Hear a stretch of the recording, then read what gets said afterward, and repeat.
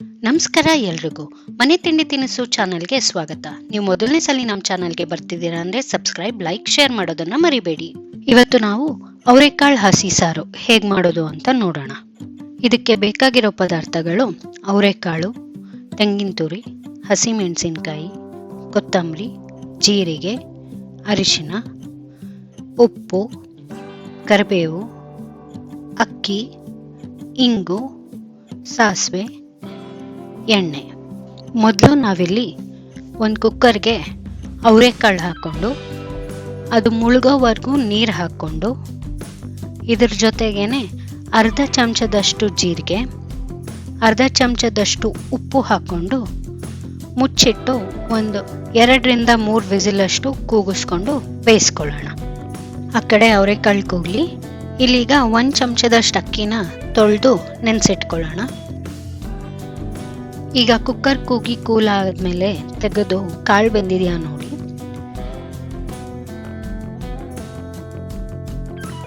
ಈಗ ಬೆಂದಿರೋ ಕಾಳನ್ನ 1-1.5 ಸೌಟಷ್ಟು ಹಾರಾಕೊಳ್ಳೋಣ.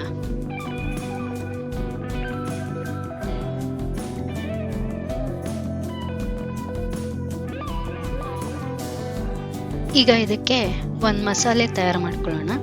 ನಾನಿಲ್ಲಿ ಒರಳು ಕಲ್ಲಲ್ಲಿ ರುಬ್ಕೊತಾ ಇದ್ದೀನಿ. ನೀವು ಇದನ್ನು ಮಿಕ್ಸಿಗೆ ಹಾಕೋಬೋದು. 1 ಕಪ್ಪಷ್ಟು ತೆಂಗಿನಕಾಯಿ, 8-10 ಹಸಿಮೆಣಸಿನಕಾಯಿ, ಚಿಟಿಕೆ ಅರಿಶಿನ,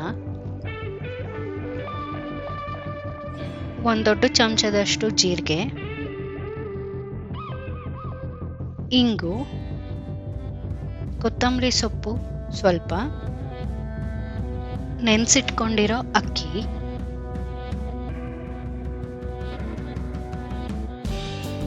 ಬೇಯಿಸಿರೋ ಅವರೆಕಾಳು,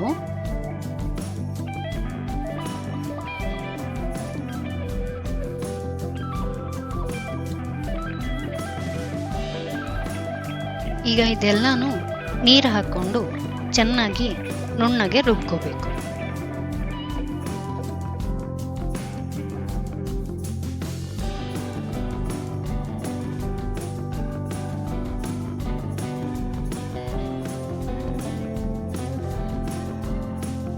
ನೋಡಿ, ಈ ಥರ ಇಷ್ಟು ನುಣ್ಣಗಾದ್ರೆ ಸಾಕು. ಈಗ ಈ ರುಬ್ಬಿರೋ ಮಸಾಲೆನ ಒಂದು ತಟ್ಟೆಗೆ ತೆಗೆದಿಟ್ಕೊತಿದ್ದೀನಿ.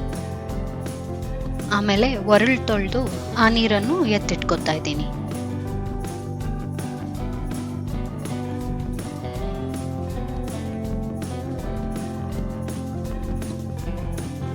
ಈಗ ಒಂದು ಬಟ್ಲಿಗೆ ಬೇಯಿಸ್ಕೊಂಡಿರೋ ಕಾಳು ಹಾಕೊಳ್ಳೋಣ. ಅದ್ರ ಜೊತೆಗೆ ರುಬ್ಕೊಂಡಿರೋ ಮಸಾಲೆ ಮತ್ತೆ ಒರಳು ತೊಳೆದಿರೋ ನೀರನ್ನು ಹಾಕೊಳ್ಳೋಣ.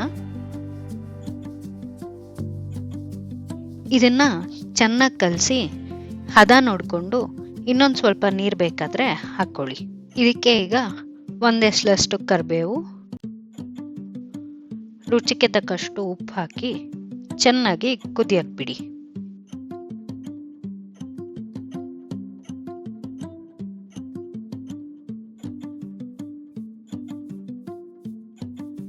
ಇದು ಚೆನ್ನಾಗಿ ಕುದ್ದಾದ್ಮೇಲೆ ಪಕ್ಕದಲ್ಲಿ ಇಳಿಸ್ಕೊಂಡು ಇದಕ್ಕೊಂದೀಗ ಒಗ್ಗರಣೆ ಕೊಡೋಣ.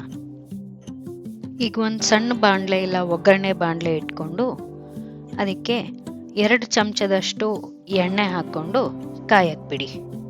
ಈಗ ಎಣ್ಣೆ ಕಾದ್ಮೇಲೆ 1/4 ಚಮಚದಷ್ಟು ಸಾಸಿವೆ ಹಾಕಿ ಅದ್ರ ಜೊತೆಗೆ ಚಿಟಿಕೆ ಇಂಗು ಹಾಕಿ 1 ಎಸಳಷ್ಟು ಕರಿಬೇವು ಹಾಕಿ ಇದು ಸಾಸಿವೆ ಎಲ್ಲ ಚಿಟ್ಕುಟ್ಟಾದ್ಮೇಲೆ ಇದನ್ನ ಮಾಡಿಟ್ಕೊಂಡಿರೋ ಸಾರಿಗೆ ಹಾಕಿ ತಟ್ಟೆ ಮುಚ್ಚಿಟ್ಬಿಡಿ 1-2 ನಿಮಿಷ.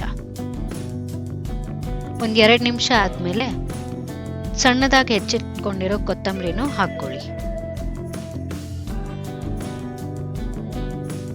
ಇದು ಮುದ್ದೆಗೆ, ಬಿಸಿ ಅನ್ನಕ್ಕೆ, ಚಪಾತಿಗೆ, ತುಪ್ಪದ ಜೊತೆ ತುಂಬಾ ಚೆನ್ನಾಗಿರುತ್ತೆ.